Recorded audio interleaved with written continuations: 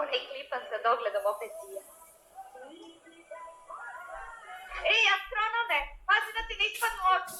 Neće, nezavisno je. Bolje da ti pošaljem jednu sliku da se ne mučiš. Ti to. Molim. Hoćeš da mi pozajmiš ono? Koje? Pa ono. Pa koje ono? Kombinezon sa čipkama. O, znači večeras striptiz. Ne mogu. A što? Uzela ga teta. Zbog mene, sine, ne moraš ni da ga oblačiš. Ja sam skroman. Ko to govori? Ja, A koji si ti? Mile. Ma jedi školu ove mile. Ah, this is a classic Balkan scene. A building becomes a stage, balconies turn into box seats, and the street below is the orchestra pit. Everyone's in the same conversation, and somehow nobody's talking about the same thing, or even about the same person. Maybe it's the lack of morning coffee, or maybe it's just Thursday. You've got the shouting up and down, half-heard replies, jokes that are just cheeky enough to count as a commentary entertainment, and misunderstandings that are not accidents so much as a local sport. And if you have ever lived in a mahala, you know that there is always a permanent commentary track, whether you asked for one or not. And that's exactly why we opened with this clip. Because the Yugoslav Black Wave does not start with a big speech. It starts right here, in public life, in noise, in awkwardness. It shows you what a society sounds like when you stop trying to make it sound perfect. So, what is the Black Wave? The Black Wave is a label for a group of Yugoslav films from the 1960s into the early 1970s that refused to smooth reality out. Instead of positive heroes and clean optimism, these films leaned into contradiction, social margins, frustration, bureaucracy, and dark humor that hits because it is true. A lot of them look and feel modern. Stories can be fragmented, endings can be unresolved, and the camera sometimes feels closer to documentary than polished studio cinema. The point is not comfort. The point is honesty, sometimes funny, sometimes bleak, often both at once. Now, to dive a little bit deeper, we need to find out where it all originated from. Here is the twist. Black Wave was not born as praise. In 1969, critic Vladimir Jovicic used the term in an article published in Borba, the official newspaper, arguing that Yugoslav cinema had become too fixated on darkness. That Borba article is widely cited as the moment the label stuck. So the term starts as a warning: these films are too negative, too uncomfortable, too messy. And the irony is, history basically answered exactly. That is why they matter. And it is not random timing. The same year, Jelimir Jilnik's early works wins the Golden Bear at the Berlin Film Festival, international recognition right in the middle of local backlash. That tension between global praise and local anxiety is basically the Black Wave story in one sentence. A što kinder lada, više mleka.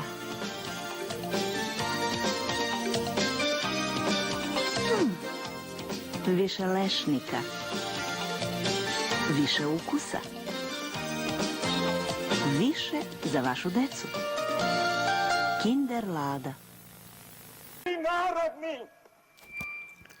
To understand why this wave appears, you have to understand the moment. Yugoslavia in the 1960s is modernizing fast, culturally more open than many other socialist countries, with festivals, funding, and real prestige around cinema. But modernization also creates pressure. Migration to cities, uneven prosperity, a gap between official language and everyday experience. And in the background, you have 1968, student protests in Belgrade, global unrest, and people asking uncomfortable questions about ideals versus reality. Another key piece is cineclub culture. Film clubs where people learn by doing, shooting, editing, screening, debating. It is where experimentation became normal. In Zagreb, Kino Klub Zagreb, founded in 1928, built a long tradition of amateur filmmaking, workshops, and access to equipment. And in Belgrade, the academic cineclub tradition, founded in 1958, was shaped as a space meant to be more accessible and more experimental, and it later develops into what is widely known as the Academic Film Center. This matters because the Black Wave is not only about themes, but also about skills and attitude. The confidence to try forms that don't behave. So, when we talk about important people, besides listing names, we are talking about artists who treated film like a pressure test. What happens when you film real life without polishing it? What happens when humor turns into critique? What happens when the official story meets the street level version? Let us talk about filmmakers and what each one brings to the Black Wave energy. Dusan Makavejev is one of the most iconic Black Wave names because his films feel like collisions. Politics and intimacy, documentary texture and fiction, comedy and discomfort.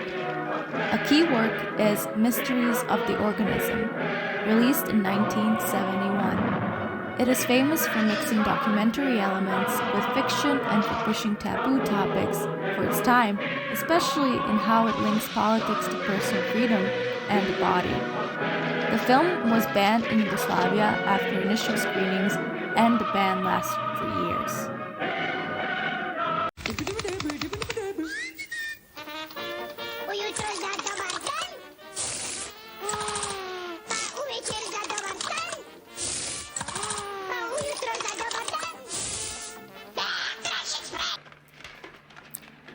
Živojin Žika Pavlović goes in another direction. Less collage, more raw realism. His films look at people who do not benefit from the official story. Poverty, exhaustion, and the way a city can grind you down. The Rats Woke Up is a classic example, and it gained major international recognition when Pavlovich won the Silver Bear for the Best Director at the Berlin Film Festival. Alexander Petrovic is often remembered for proving that Yugoslav cinema could be internationally respected without becoming polite. His films can be visually striking, even poetic, but they do not soften their critique. I Even Met Happy Gypsies is one of the movement's biggest international moments. It won major prizes at Cannes and was nominated for the Academy Award for Best Foreign Language Film.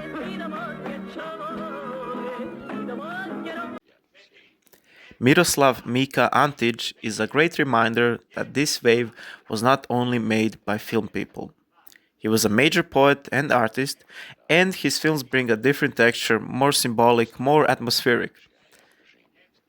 His film Holy Sand is directly featured in Black Wave retrospective including MoMA's program. Micha Popovic is another cross-medium figure, well known as a painter, but also a filmmaker. What connects him to the Black Wave is the same refusal to make art obedient.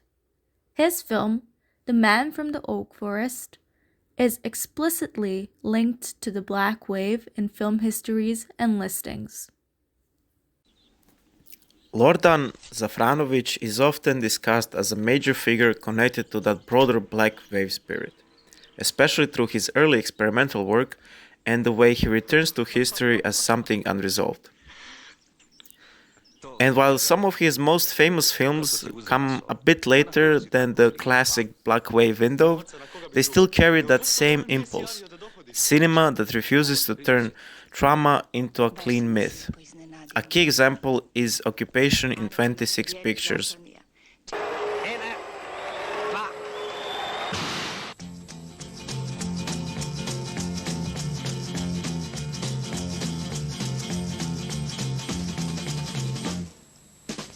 Neverjetno, kljub vročini sta sveža. Seveda, jaz vedno pijem kokta.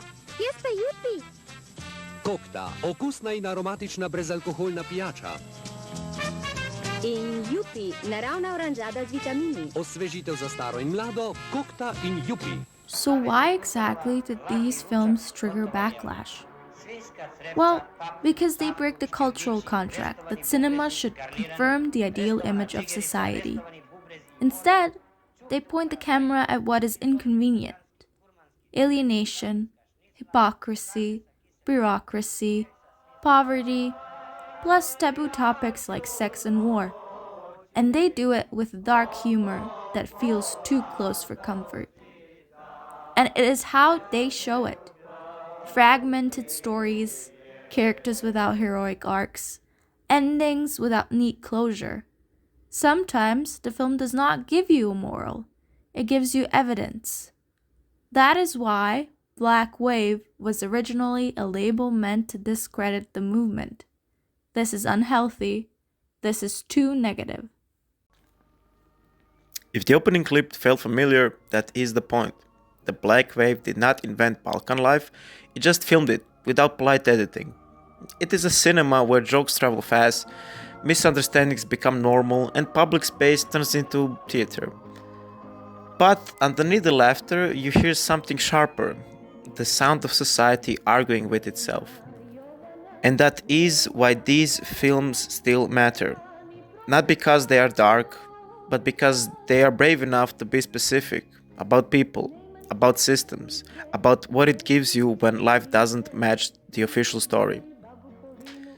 Thanks for watching, and if you had to pick one question the Black Wave keeps asking, what would it be? Radnika jedino interesuje momentalno plata. Plata i njegovo radno mjesto kad dolazi u pitanje. Ako ovako se nastavi da će da izrodi velika gužva. Prvo tu će se stvoriti mogućnost dejstva i ovi kapitalista i koje koga. Niti aktivan sindikat, niti političari. Čak vidim ljuljaju ugled i partije i to se nije smelo dozvoliti. Sindikat je postao to da nabavlja lukac i krompir. Eto, to je njim posao. Da će nabaviti luka, krompira i ne znam, čujem sad preko sindikata prodaje fenove za sušenje kose, šta.